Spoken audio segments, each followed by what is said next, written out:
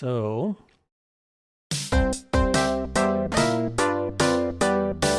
hello everybody, welcome to episode 11 of the Let's Play. Let's start right off with a time lapse.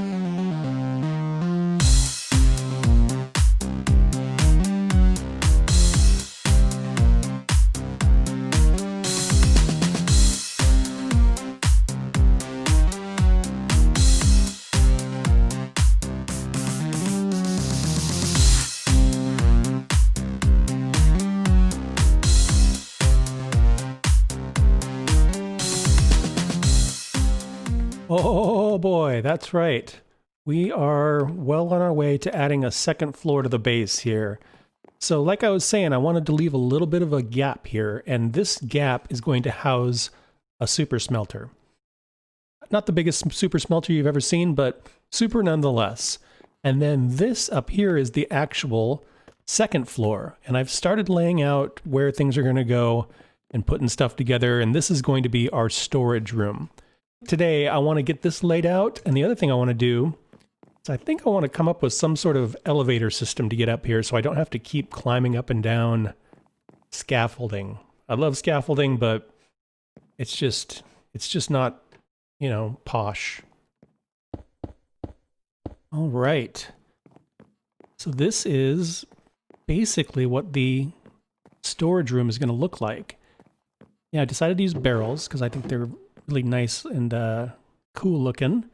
And we're going to use stone, and then we're going to use some of the cyan terracotta and some of the gray concrete, just like below. We'll probably put a birch ceiling to match the floor. And I think we'll end up with either a deck or a window out here. And I think here is where I want to put the elevators. And I think I want to do glass elevators, I think it'd look really cool. Especially downstairs, having these two glass tubes just sort of coming out of the ceiling. So we'll try that out and see what it looks like. Okay, so we've got the throne here, and then on either side, we're going to have an elevator that goes straight up through the ceiling. And this will be the down elevator, and this will be the up elevator, except I don't have any of the stuff that makes things go up. So I think I need to go back to the nether. Okay, the first spot I ran out to here is where we were doing some mining in the nether, and rather than go down to 11, I just stayed here at 64. And it looks like we're in a pretty massive basalt delta over here. And so, yeah, hard to tell. I could just keep kind of pillaring across, and we probably will at some point, but let me do a little bit more poking around here. So I moved a little closer to home base. You can see down there is the hub. And if I was to turn left, this will take us out to the iron farm. So I was going to explore to the right here. And it looks like off in the distance, there is a soul sand valley. It's right there. So I wonder if I can safely get there. Of course, the things we have to consider in a soul sand valley are skeletons and ghasts.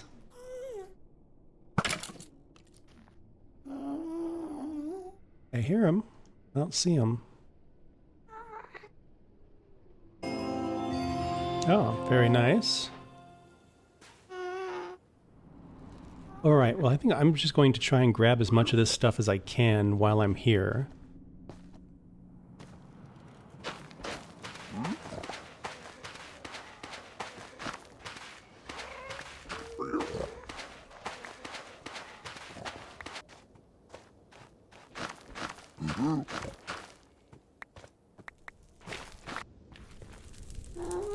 All right, I think that's about enough for now. The ghasts are showing up. Thank you for your companionship, Mr. Pig. We will see you again later. Now that I have soul soil, we can do this. Ooh. Ooh. Ooh. Ooh. Ooh. Yeah. You can tell I like soul lanterns. But now that I have soul sand, we can continue work on this. All right, I think this is gonna work. Let me put some water in here. Oops. There we go, much better. I got some kelp. I also got a cod head. Woohoo, who's got a cod head? We're gonna put this guy right here. There we go.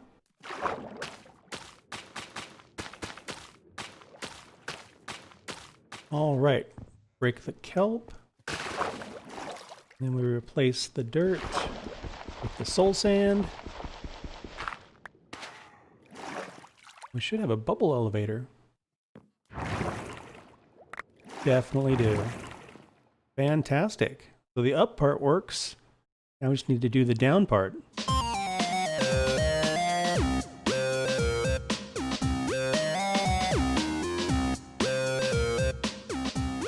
Ooh, how wonderful. How elegant to have elevators in our base.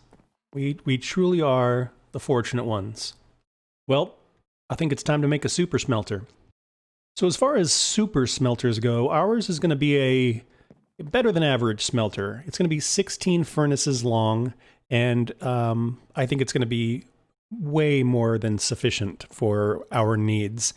There are some smelters I've seen people build that are just enormous, these magnificent room-sized devices. We're just going to build a single lane automated super smelter. It's going to be great. I think I basically have everything I need in here, so I'm just going to get to it, and I'll kind of explain what I'm doing as I go. So this here is going to be our input. There will be a chest up there that we will put items into, and it'll come down here into the system. So let me start placing some blocks and figure out what level all of this stuff needs to be at here.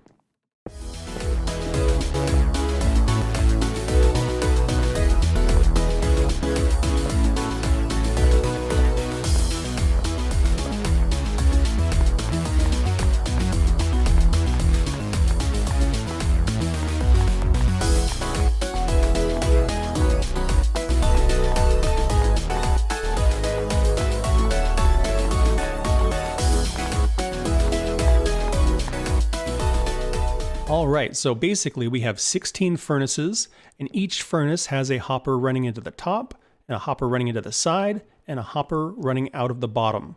There's going to be a minecart track on top of this one here, a minecart track on top of this one here. This hopper will have a minecart that is depositing items to be smelted. So whether it's iron ore, gold ore, chicken, beef, whatever needs to get cooked, that's coming from the top. And then the minecart over here is going to be depositing fuel. So coal, blaze rods, wood, whatever I've got to burn, that will go in here. And then whatever gets cooked will come out the bottom and get transported through the hoppers that way. That's where we're at so far. All right, at this end, we're going to put a powered rail and then a not powered rail. And this is going to be the thing that sends the minecart down the track. So that one definitely has to be powered. And then at the opposite end, we're going to have a couple of powered rails so we have enough oomph to get back. All right, let's see here. Okay, good. I always recommend testing your minecarts out with an empty minecart. Minecarts that have things in them do go further. So an empty minecart is a worst case scenario. So if it gets there with nothing in it, it'll definitely get there with stuff in it. So at this point, it is basically a functional super smelter. I've got 16 furnaces that are all wired up to be fed with an automated system, and that is good to go. I do want to create a little bit of a switch so that it won't leave the station until stuff is done loading in, and then we need to come up with a way to unload it. So let me work on that a little bit.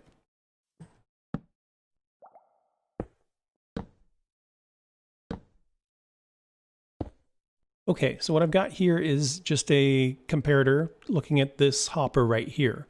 And right now nothing is happening, and so there's no signal coming out of the comparator. There's a torch right back here, and the torch is sending a signal to the repeater. The repeater is sending the signal into the block, and it's powering this rail right here. So if I put a cart there, it'll go back and forth, back and forth. Fantastic. Now, if I put something in here, notice we get a comparator signal. And so this guy stops. What's going on is the comparator sending a signal into this block, and so it is inverting this torch, kills that signal. Nothing's coming in here, so that's unpowered. But we're locked. Why are we locked?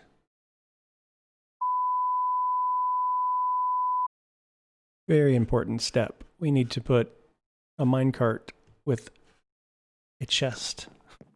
So let's try this again here. Push this guy over, and that will start moving back and forth. Perfect. And then if we were to put some things in here, it'll fill this up, and as soon as it's full, kicks it off again. Now it is being distributed, and that's great. So great. So you might ask the question, why bother making it stop down here, and why not just have it go back and forth and back and forth? And the reason is this. You'll notice when the minecart gets down here, it stops, goes. So it's only picking up items for that long. That long. And so what happens is, let's say it picks up 6 items in that grab. It'll deposit them, 1, 2, 3, 4, 5, 6, and then it runs out of items. And so it comes back and grabs a few more items, and it dumps them in these. And so even though you have 16 furnaces, what you'll have is these guys loaded up with items to be smelted, and these ones down here sitting empty.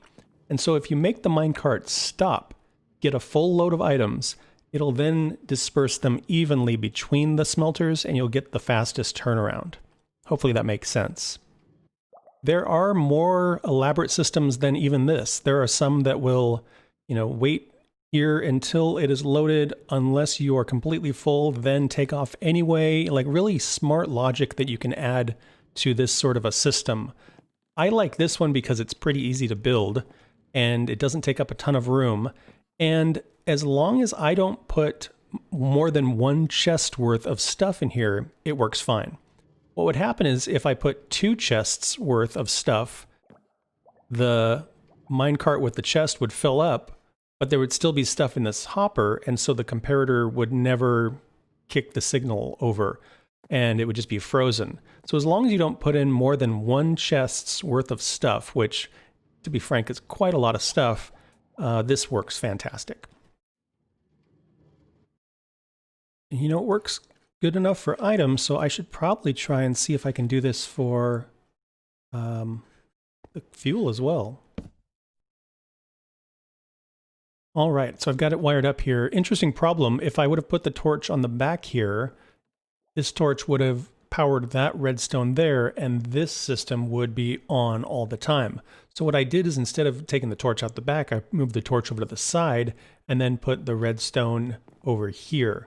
Just a little bit more convoluted, but I think it's going to work just great. A few moments later. Ooh boy, okay, so after an hour or so of head scratching, I finally figured out how to make a dropper elevator that is flush with the floor, so you can't see this from up above. I usually do like a torch tower kind of thing, but what I realized was the top torch would need to be visible, so that it could power this dropper. And, if I started up there with the torches here, then this input wouldn't line up. So after trying all kinds of configurations there, I then switched to observers. And basically what's going on is this clock ends up putting a signal into this block here, and then a little bit of it leaks out the side. And then this observer, he sees this, and that continues up here. This guy sees that that guy saw it, this guy sees that that guy saw it, etc. And then these observers are facing that way.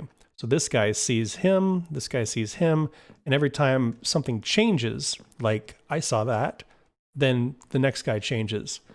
And so the signal goes all the way up there, and then these are 2 solid blocks, and that's the last dropper, and somehow the signal gets across. There shouldn't be enough signal strength to go through 2 blocks, but somehow When this block gets powered and this block is nearby, that's enough for this block to go, is there anything that needs to come up and basically update itself? It's one of those things where I'm not exactly sure how it works, but it seems to work. So last thing I want to do is I want to make a master on-off switch so that these guys aren't just rolling back and forth all the time. And before I had a lever here that was putting power into these rails at the end. And I figure if we can make that switchable from up above, then we can turn this thing on and off whenever we want to. All right, what this little mishmash here is up there on the second floor, we'll have a button. And I just moved the button here so that we can try it from down here. But when we push this button, it'll activate this redstone signal, which will come into this block. And kind of like we did over in the pumpkin farm, the signal will come through the block and activate this, which will extend it and break the signal. So we'll get a real short pulse. And then the pulse will come around and hit this sticky piston. And a sticky piston, when it gets a 1-tick pulse like this, it will spit its item out. So let me show you what that looks like here. When I push this button, right now the sticky piston, there's a space and then there's that dirt block. If I push it, the signal came through and came around. This broke the signal. And so this got a 1-tick pulse, so it grabbed the item and brought it back. If I do it again, it'll spit the item out. So the sticky piston moves so fast that it spits its item out. You can kind of see it happening there in the corner. So what I'm going to do is I'm going to replace that dirt block with a redstone block. And then when we push that button, this will come over, turn the farm on. And when I push the button again, turn the farm back off. Just like that. Now we have a farm that's working. If I push the button again, now the farm will turn itself off. Perfect. I'm not sure where it's going to end up, but we'll just put the button there for now so that we can use it. So let's go and turn the farm on. We've got these 3 chests here. So the first chest is going to be our fuel chest. So I'm going to go ahead and put coal in there. The middle chest is going to be the items that we want to smelt. I'll go ahead and put those in there. And then this will be where the smelted items will appear. So let's go run downstairs and take a look at it real quick. All right, they are loading up, so they are both paused. The coal one got enough that it's on its way, and now the items are on their way.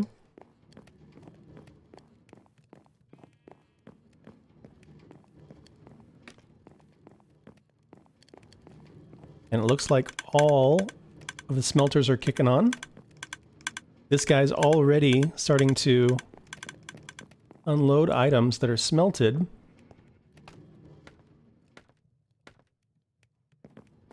So if we check our chest here, yeah, iron is just rolling in.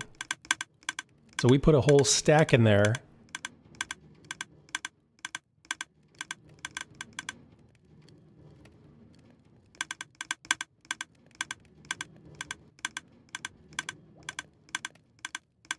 And that's a whole stack smelted. Awesome. That's really great. Ooh, that was a little bit of a project. Let's go ahead and turn this thing off. Well, I'm pretty happy with how my storage system's coming together. Just need to finish the walls, the ceiling, and start moving in.